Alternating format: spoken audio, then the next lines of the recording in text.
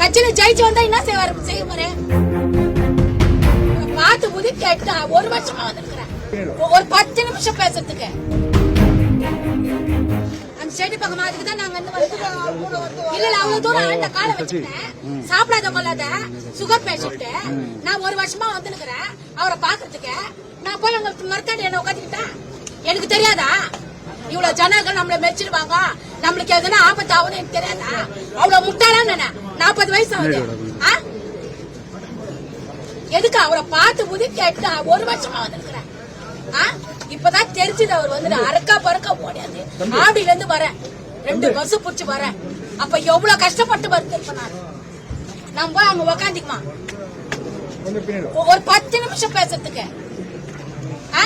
இப்பவே இந்த மாதிரி அப்புறம் கட்சியில ஜெயிச்சு வந்தா என்ன செய்வாரு? அவரு செய்வாரு.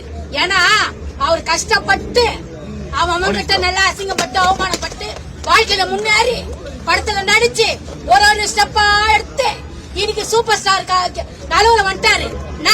இப்ப வந்து அவர் மனசு மாறி இருக்குது. கடவுள் மாத்திக்கிறான். இந்த மக்கள் எல்லாம் வாழ வைக்கட்டும், இந்த ஜனத்துங்களை வாழ வைக்கட்டும், ஒரு நல்ல மாற்றம் உண்டாகட்டும் ஜனத்துங்களுக்காக. எனக்கே மாற்றத்தினாலுக்கே எப்படி இருக்குன்னா அப்புறம் பார்த்து இந்த காலை எடுக்கும் மாற்றத்தினாலுக்கு எனக்கே அப்புறம் எப்படி எல்லாம் மறைச்சு வைப்போம்.